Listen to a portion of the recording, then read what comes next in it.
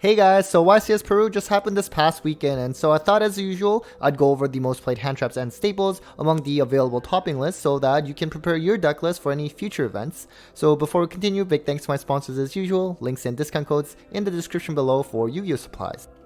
So in terms of the topping deck lists that were actually available for me to do this video, I found about 20, and a big shout out to various resources such as YGO Pro Deck. You can certainly check that website out for usually topping YCS lists. There's also Septo360, of course. He always has these really amazing spreadsheets for YCS topping data as well as regionals. And lastly also the Card Launcher Store, who also provide a lot of topping deck lists as well. So anyways, this is sort of what the pie chart looked like in terms of what was included in this video. Kashtira was the most represented, but Spright actually ended up taking that event, of course, and actually both of the finalists and the one who won the event were both on Adventure Spright. And Naturia Runic, that's been getting a lot of play lately, and if you saw my tier list by the data video that I posted recently, you'll see that it actually ended up getting categorized as tier 1 with seeing a lot of play, and as well as YCS success. And then we still did find some of the more rogue and non-tier 2 options, for example like Salamangreat. That was really cool to see. Plunder Patrol, even Eldritch, Marincess. Of course, Labrynth is definitely a tier 1 deck as well. Did not seem to do too well at this event, but I'm certainly confident in this deck and being able to do well in the next events. And then, of course, Trap Tricks. That was nice to see, considering that we just had these structure decks that came out, and it's actually a really good deck despite being very budget friendly.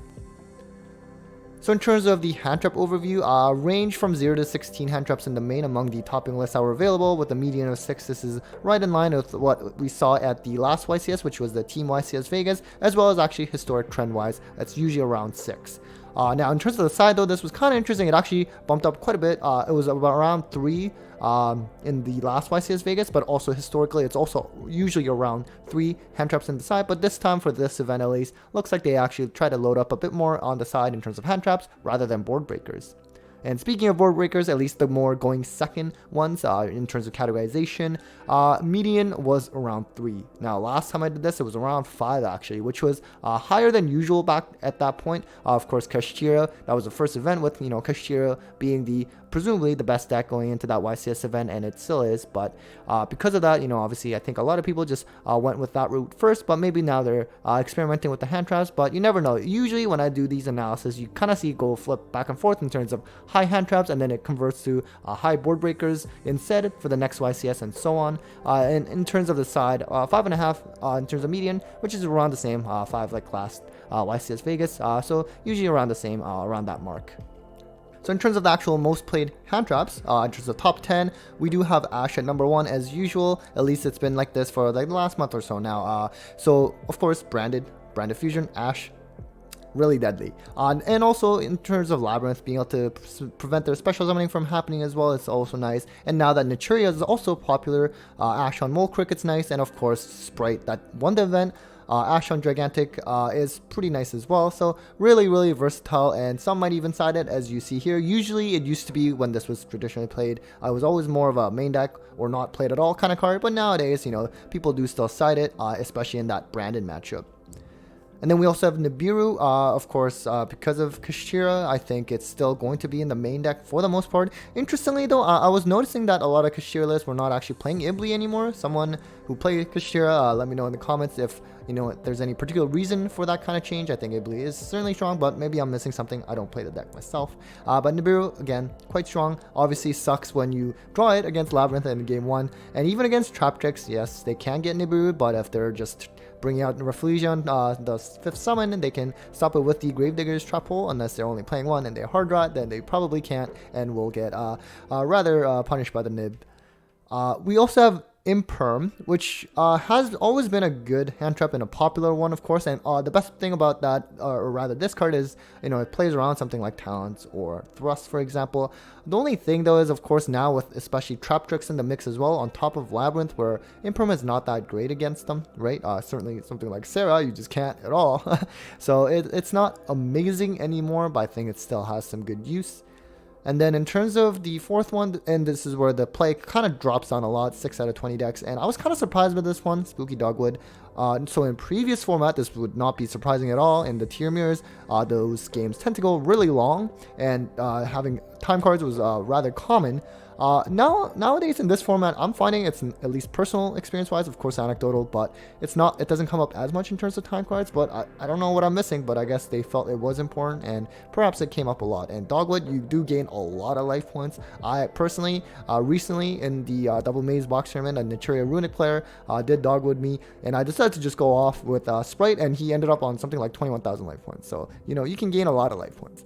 We also have Contact C, which is primarily for branded, because they have to play the sprint to be able to get out of this in terms of branded fusion targets.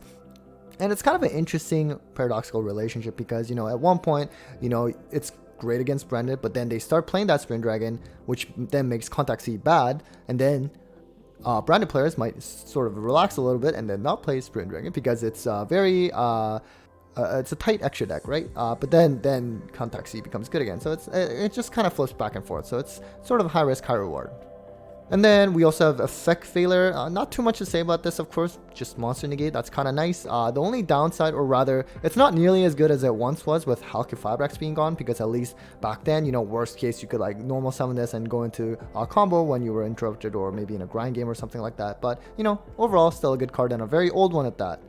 We also have Lancia. Still not seeing that much play. I do certainly think it's a great hand trap. It's one of those kind of cards like Droll or Shifter, where it can really just end turns, or just has that lingering effect. So it's usually high impact against the right decks. But I mean, I guess against Kashtira, you can protect your extra deck at least, but perhaps it can still set up something like a Rise Heart. So it's hit or miss perhaps.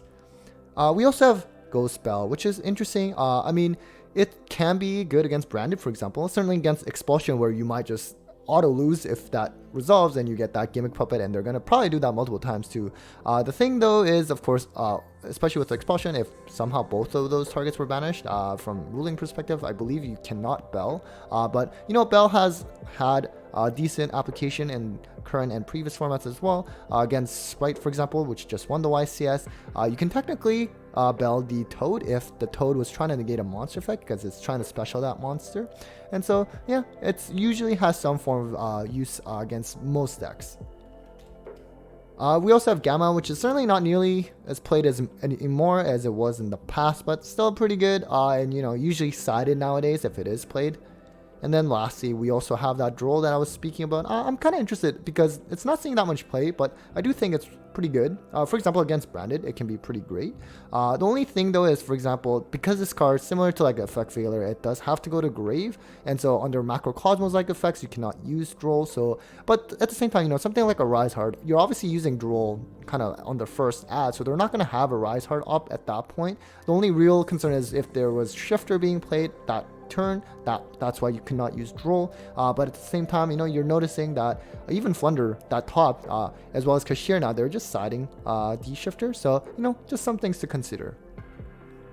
In terms of the most common side deck staples, Evenly Matched again was number one. I don't think it's surprising, and a good chunk was actually main decking it. And personally, I find this development kind of interesting in terms of deck building, because, for example, when I first started playing like 2019, you would never see something like for example, a card like Evenly Matched, and subsequently something like Dark Ruler that came out later that year, to be main decked, because those were always seen as just like a clear going second card, so you just put them in the side deck. But nowadays, decks have evolved so much that they're very strong in terms of what they can put up, so it does warrant putting these kind of blowout cards in the main deck, even though you're trying to go first, and B, the fact that you can still play and have these kind of cards in your main deck even when you go first and still be able to do well, because that's just how strong decks are nowadays. I think it's very interesting from a deck development perspective in terms of evolution. And then we have Feather Duster, nothing to say. I mean, we have Labrynth, we now have Traptrix too, so more reason for background removal. We have D-Barrier, which again is obviously a strong card. A lot of players are playing this and just hits a lot of strategies right now, and I hope this is a card that will get banned. I don't think it's very healthy, but at the same time, ironically enough, you have to sort of, for example, side is going second against branded, because if they Gimmick Puppet you, you're not going to play, so you need to make sure that they don't play either when their turn rolls back. So D-Barrier, very, very strong, and especially in a deck like Labrynth that can turbo it out, I don't think it's good for the game.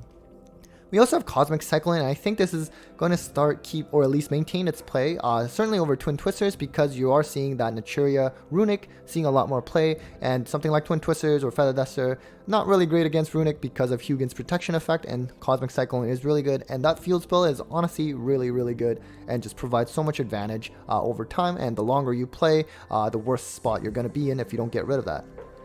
And then for this, I actually just categorize all kaijus as this picture, so it's not necessarily just Gameciel, although Gameciel was the most played kaiju, but it's certainly seeing a lot more play now, especially against Kashtira. It's great to be able to just, kaiju that Arise Heart. And so kaijus are really strong right now. There's while Gameciel was the most played one, some other lists were playing Kumongas, as well as Branded typically play Radiant, the dark one, especially if you're playing something like Allure, for example. You can at least banish it if you're going first and you don't need that kaiju. We also have Book of Eclipse, which did not see as much play this time, but at the same time, I think it will still stick around and see a lot of play. It's really good in terms of board breaking capabilities against a variety of different decks. And one thing to remember with this card, while all monsters are going to be flip face down, only your opponent's monsters will actually flip back up at the end phase. So that's something to consider, because it can certainly come up. Your opponent will not draw as much as you might think if you thought they all flip face up. Lightning Storm, pretty good, of course, in terms of removing back row, but it just gets a little iffy too, because Trap Tricks can have protection against that, as well as Labrynth if they were to, for example, play Heavenly Prison or had it in their hand. And then Kashtira, they're probably summoning their monsters in defense mode, but all in all, it's a generic good card, and it's something you can have in your side, and I don't think people really complain too much about that. Talents, which saw a bit more play than Thrust this time around, at least in the topping lists that were available. I am missing 12 lists though, so keep that in mind. Talents still quite strong in terms of just being able to take or draw whatever effect you choose. Not too much to say about this card.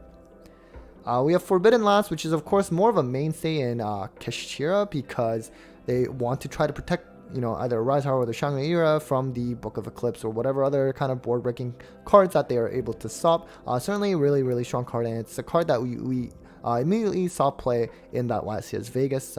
So yeah, not too much to say about that. And Book of Moon, similar to Book of Eclipse, again, pretty strong in terms of you do have to target, and it only books or rather flips down one monster, but at the same time, hey, your opponent doesn't get to draw, and sometimes you can use this on your own monster to dodge that impermanent Railer, something like, for example, summoning that Aluber, and then they try to Veiler impermanent, and then you Book a Moon to get that Branded Fusion, although nowadays you normally have Kritija to be able to play around that anyways.